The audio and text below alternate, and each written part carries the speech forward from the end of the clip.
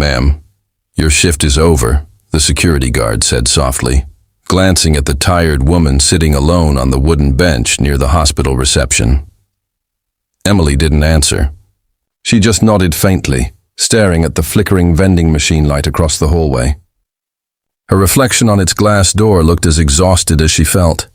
Eyes puffy, hair tucked back in a messy bun, her blue scrubs wrinkled and stained from a 14-hour shift. It was almost midnight. The corridors were quiet now, only the beeping of distant monitors and the muffled voices of night nurses filled the air. Emily reached into her pocket and pulled out a few coins, barely enough for a cup of coffee. She sighed, put them back, and stood up slowly, her back aching. Her paycheck had arrived that morning, but it was already gone, split between her mother's heart medication, the rent for her small apartment, and an overdue electricity bill. There was nothing left for herself, not even enough for the dress she had once dreamed of wearing to the hospital's annual charity gala the next evening. Everyone had been talking about it for weeks. The doctors were bringing their partners, the nurses had ordered dresses online, and the head nurse had even rented a limousine. Emily smiled and congratulated them all, but inside, she was breaking. She had told them she wasn't coming because she had extra night duty, but the truth was simple. She couldn't afford to look like she belonged there. She walked down the dimly lit corridor, past rooms filled with patients she had spent her day helping. She paused at the door of room 208, where a little boy named Jamie slept peacefully after surgery.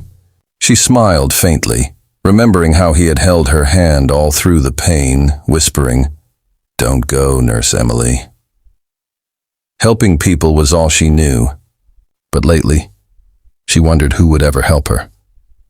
As she stepped outside, the cold wind hit her face. The night sky was heavy with clouds, and rain had begun to fall again, just as it always seemed to on her loneliest nights.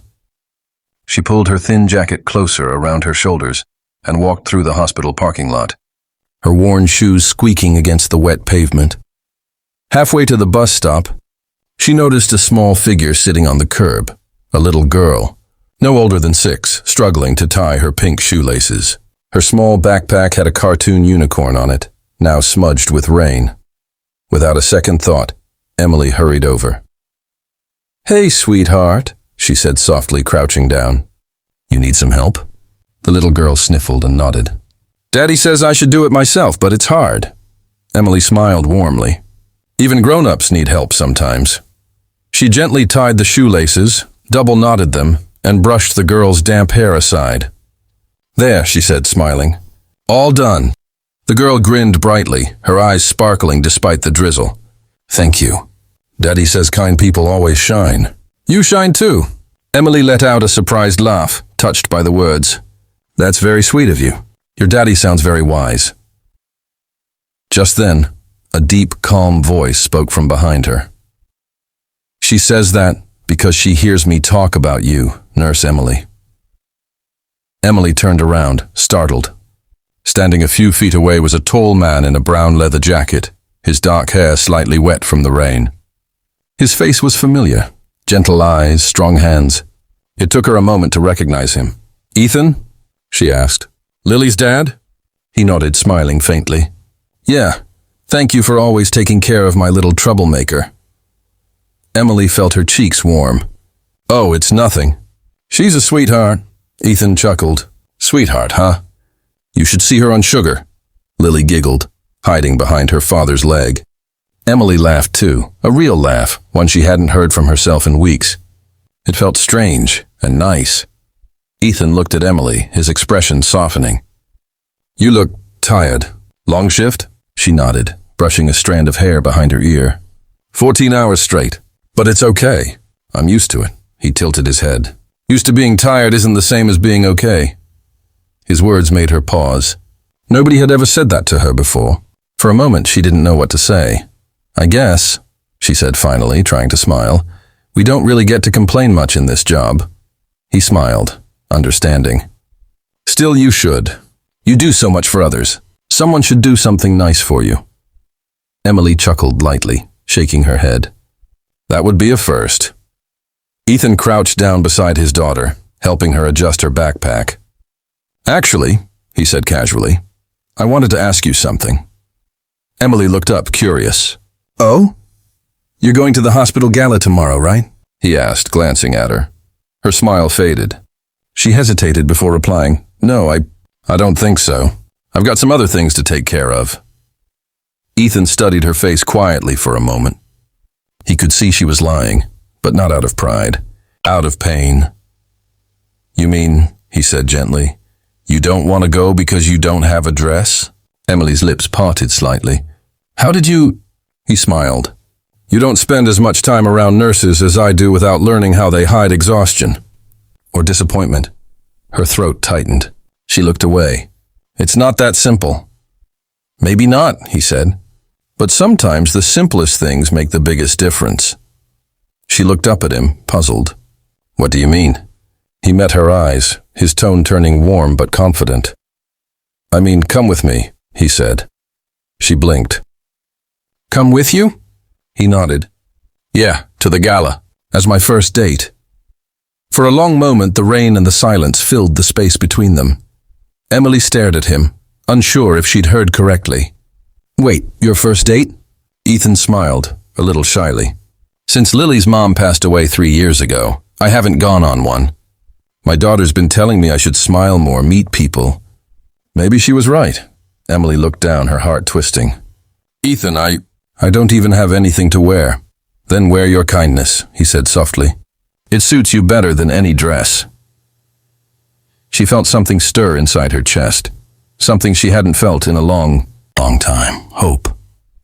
He reached into his jacket pocket, handed her a small folded card and said, "That's your invitation. Think about it. I'll be there." Before she could say another word, he took Lily's hand and started walking toward their car. The little girl turned and waved.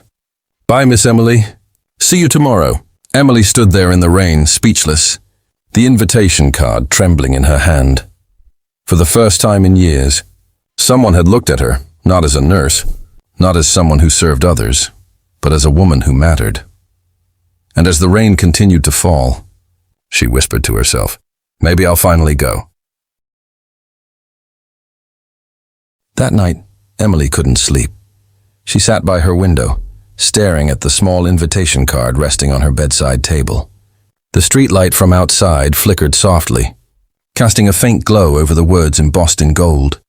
"St. Helena Hospital Annual Charity Gala. Hope in every heart." She traced the edges of the card with her fingertips.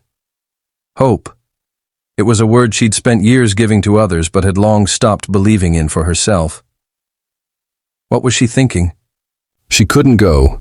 She didn't have a dress, fancy shoes, or even a purse that wasn't worn at the corners.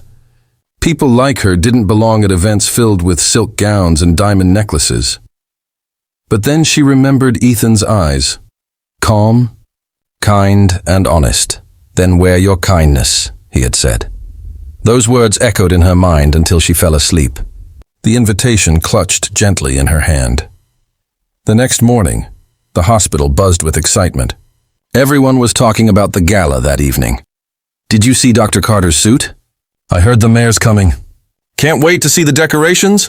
Emily smiled politely as she walked past her co-workers, hiding her mixed feelings. She told them she'd be too tired to attend, but deep down, a tiny spark of curiosity lingered. By the time her shift ended, she was exhausted again, yet her heart felt strangely lighter. As she stepped out of the hospital, she noticed something unusual, a small white box sitting on the front steps with her name on it. She looked around, confused. No one was nearby. Carefully, she picked it up. The box was wrapped in simple brown paper tied with a ribbon. She carried it home, heart pounding. Inside her small apartment, she set the box on the table and slowly opened it. Her breath caught in her throat. Inside lay a white dress, soft, elegant, but simple. The kind of beauty that didn't scream for attention. It whispered grace. A faint scent of lavender lingered in the fabric. On top of the dress sat a folded note written in neat handwriting. "For the woman who shines without even trying, Ethan and Lily." Tears welled in Emily's eyes. She pressed the note to her chest. No one had ever done something so kind, so thoughtful for her. For a long while she just stood there, staring at the dress. Then she smiled. A real, unguarded smile. Maybe it was time to stop saying no to life. That evening, she put on the dress. It fit her perfectly, as if it had been made just for her. She tied her hair in soft curls, applied a touch of lipstick she'd almost forgotten she owned, and looked in the mirror. For the first time in years, she didn't see a tired nurse staring back. She saw a woman, graceful, alive, and hopeful. She walked to the gala with nervous excitement fluttering in her chest. The ballroom sparkled with golden lights, chandeliers glimmered overhead, and soft music floated through the air. People turned as she entered. Not because she wore something extravagant, but because there was something different about her tonight. A quiet confidence. Then she saw him. Ethan stood near the entrance, wearing a black suit and a shy smile. His daughter Lily, in a tiny matching dress, spotted Emily first. "Daddy!" "She came," she squealed, tugging his hand. Ethan turned and froze. For a moment he just stared. Then a warm smile spread across his face. "You look incredible," he said softly. Emily blushed. "You clean up pretty well yourself." Lily grinned mischievously. "Told you she'd come, Daddy." Ethan laughed. "Yeah, you did." He looked back at Emily. "Shall we?" He offered his hand and she took it. The night unfolded like a dream. They talked, laughed, and danced, slowly at first, then freely, as though they had known each other for years. Between songs, Ethan told her about his life, about losing his wife to illness, about raising Lily alone, about the lonely nights when the world felt too heavy. Emily listened, her heart aching with empathy. "I'm sorry," she said quietly. He shook his head. "Don't be. I've had time to heal, but tonight, I feel like I'm living again." When he said that, something inside her shifted. She realized she had been living on autopilot too, surviving, not living. Ethan noticed her distant look. "What about you?" he asked gently. "You spend every day helping others. Who takes care of you?" She smiled sadly. "No one really. I guess I stopped expecting that a long time ago." He looked at her, his expression tender. "Then maybe it's time someone did." Their eyes met, and for a moment, the noise of the room faded away. Later that evening, the host announced a special award, the Heart of Service, given to the hospital staff member who had gone above and beyond for patients that year. When the name Nurse Emily Carter echoed through the hall, she froze. Everyone clapped, smiling at her. Emily stood there, stunned, as Ethan gently nudged her forward. "Go on," he whispered. "You deserve it." Her hands trembled as she accepted the award, her voice shaky as she spoke into the microphone. I don't know what to say. Every patient I care for teaches me something about hope and kindness. Maybe that's what keeps me going." She glanced toward Ethan and Lily. "Sometimes, hope finds you when you least expect it." The room erupted in applause. After the event, Emily stepped out into the cool night air, holding her small trophy. The moon hung bright above them. Ethan joined her outside, holding 2 cups of hot chocolate. He handed one to her with a smile. "No champagne for me." "I like this better," he said. She laughed. "Me too." They stood in silence for a moment, sipping their drinks, the night calm and quiet. Then Ethan spoke softly. "You know, this was my first date in years. I didn't know what to expect." "And?" she asked teasingly. He smiled, meeting her eyes. "It felt like I found something I didn't even know I was missing." Emily's heart fluttered. "You mean?" "I mean," he said, stepping closer, "that I'd like there to be a second one. Maybe one where Lily doesn't crash it." She laughed, her eyes glistening. "I'd like that." Ethan chuckled. "Good. Because my daughter already told me she wants you to teach her how to tie shoelaces again. Apparently, I do it wrong." They both laughed. For a long moment, they stood there, their hands brushing lightly. The wind carried the faint music from the ballroom behind them, and the world felt beautifully still. Then, softly, Emily whispered, "Maybe we both needed saving." Ethan looked at her and nodded. Maybe we did. As they stood beneath the starlit sky, two souls who had carried pain for far too long finally felt something different, peace.